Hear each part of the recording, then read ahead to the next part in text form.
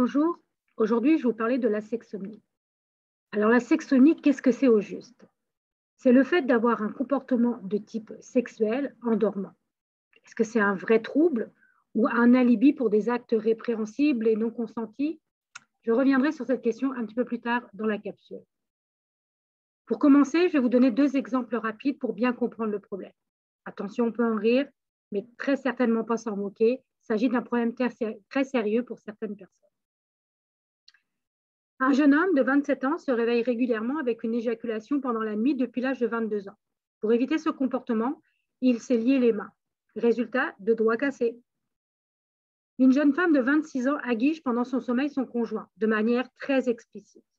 En cas de réponse positive de ce dernier, elle se réveille et l'accuse de tenter d'abuser d'elle pendant son sommeil.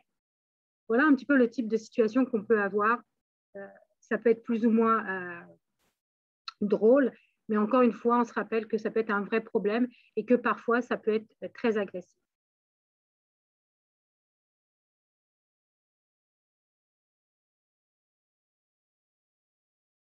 Excusez-moi. Alors, où est-ce que se situe la sexsomnie? Dans quelle catégorie nosologique est-ce qu'on doit la classer? Si on décompose le terme de sexsomnie, on a deux éléments. D'abord, le rapport à la sexualité, le sexe. Ensuite, un rapport au sommeil avec somnus. Alors, trouble sexuel ou trouble du sommeil? Est-ce que c'est un trouble sexuel ou est-ce que c'est un trouble du sommeil? Vous pouvez décider de répondre chez vous. Alors, pour ceux qui ont répondu ou choisi trouble du sommeil, bingo, vous avez gagné. On classe la sexsomnie dans le chapitre des troubles de l'éveil et du sommeil, notamment dans le DSM. Alors, c'est relié au sommeil et il ne faut pas le confondre avec des problèmes qui pourraient se produire à l'éveil, comme des troubles qui seraient reliés au contrôle des impulsions ou des érections matinales involontaires, par exemple. Donc, dans le DSM-5, comme je viens de dire, on positionne ou on classifie la sexsomnie dans les parasomnies. Parasomnie, c'est-à-dire un phénomène physique non désirable qui se produit pendant le sommeil. Dans la classification internationale des troubles du sommeil, dans la version 3, on parle d'un trouble de réveil en sommeil lent profond. Donc, une classification qui est quand même, somme toute, très similaire avec celle du DSM. Alors, plus précisément, la sexsomnie ferait partie des troubles du sommeil, au même titre que le somnambulisme. Ce serait une forme spécifique de somnambuliste. En fait, on a les gens qui vont se lever la nuit pour marcher, se déplacer, déplacer des objets, manger. Et puis, il y a ceux qui vont avoir une pratique sexuelle, une activité sexuelle pendant leur sommeil.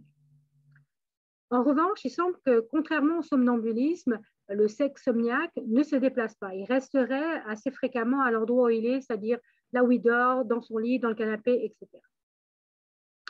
On va entendre plein de vocabulaire. Le terme le plus scientifique qui est repris, c'est sexsomnie, mais on entend parasomnie sexuelle, sexualité somnambule, le somnambulisme sexuel et beaucoup plus rarement le somnambulisme classique. Alors, les personnes qui sont touchées par ce trouble vont adopter un comportement sexuel involontaire et inconscient. Elles peuvent être amenées à avoir des rapports sexuels avec la personne qui partage le lit ou avoir des comportements d'auto-érotisme sans avoir aucun souvenir le lendemain. On a une amnésie rétrograde, un blackout complet. Les personnes présentent des signes d'excitation visible, érection, lubrification vaginale, éjaculation. Ces réactions vont se manifester pendant la phase de sommeil lent profond, c'est-à-dire en général la première partie de la nuit, le premier tiers de la nuit. La personne, quand elle est en sommeil lent profond, elle est en mesure d'avoir un minimum d'activité cognitive, donc des pensées, etc., mais elle a suffisamment de tonus musculaire pour agir. Donc, on va noter ici que la sexsomnie, elle n'est pas liée au rêve érotique, puisque le rêve, les rêves classiques notamment, vont se faire pendant la période de sommeil paradoxal, donc pas pendant le sommeil lent profond, comme je viens de dire, et que pendant cette phase de sommeil paradoxal, on a une perte totale du tonus musculaire, donc on ne peut pas agir. Ça, c'est la différence avec les parasomnies qui se passent en sommeil lent profond. Alors, qui sont les personnes atteintes? Ben, c'est assez difficile à déterminer puisque les gens ne vont pas forcément consulter à ce sujet. Ceux qui le font, c'est parce qu'en général, ils sont vraiment à des phases assez intenses du problème. Le chiffre qui était sur la diapositive précédente de 1% est probablement sous-évalué.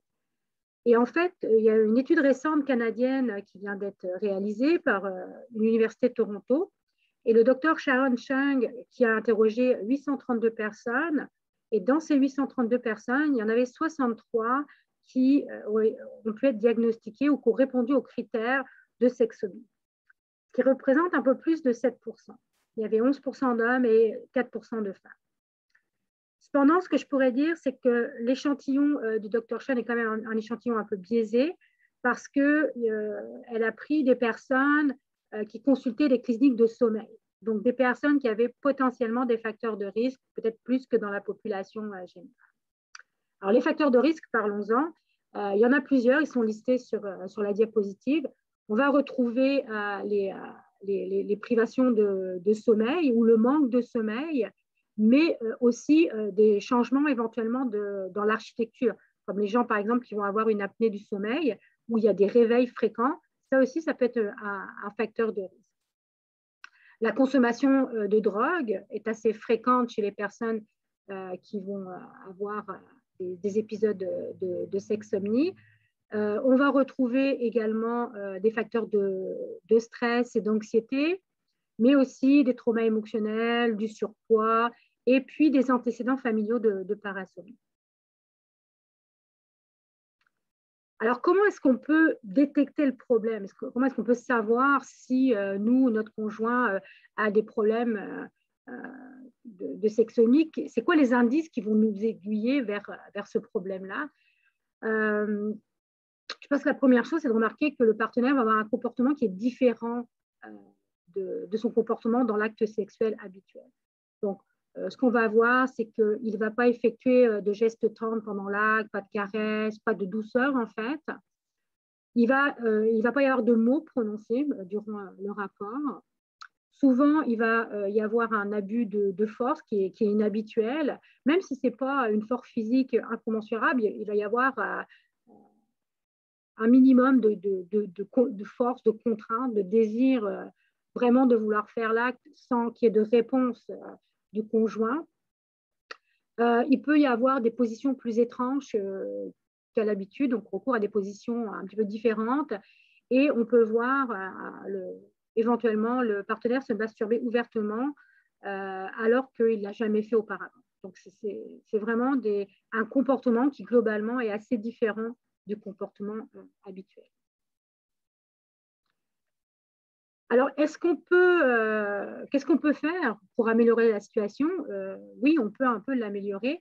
Et en fait, de façon globale, on peut dire tout ce qui va entraîner la détente au coucher, évacuer finalement le stress, c'est déjà une bonne façon d'améliorer la situation. Alors évidemment, la première chose, relaxation, méditation, hein, on pense à ça. Mais ça peut être également des massages qui vont être faits en couple, avec des huiles aux odeurs apaisantes, etc. Hein. Encore une fois, tout ce qui va essayer de calmer l'individu. Avoir une bonne hygiène de sommeil, c'est-à-dire un bon temps de sommeil, une bonne durée de sommeil, mais également une bonne régularité au niveau du sommeil. Une bonne hygiène alimentaire également, des psychothérapies pour essayer de savoir où est-ce que ça coince, est-ce qu'il y a des problèmes. Donc, c'est de démêler un petit peu tout ça. Et éventuellement, en dernier recours, peut-être consulter un psychiatre qui va pouvoir prescrire certaines médications. Et on donne en général, dans les cas très sévères, des antidépresseurs.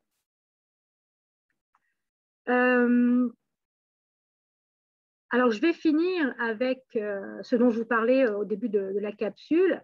Tout le monde n'est pas forcément d'accord pour la sexsomnie. De plus en plus, il y a une espèce de consensus. C'est quand même un trouble assez récent. Hein. Ça a été non pas diagnostiqué, mais on a donné des définitions à partir de 1996. Il y a des personnes qui vont penser que ce n'est pas un véritable trouble médical. Et c'est souvent des personnes qui vont être impliquées auprès des victimes d'actes sexuels.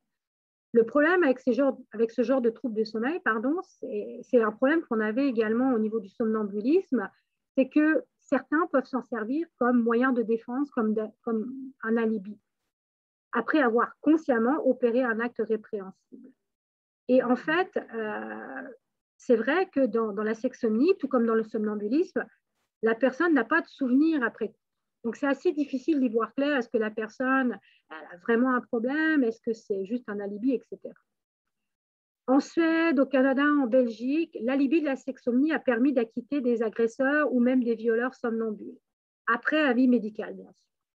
Mais ça pose quand même le problème de l'extrême difficulté à évaluer les symptômes et à mettre en balance la réalité d'un trouble et la parole de l'agresseur.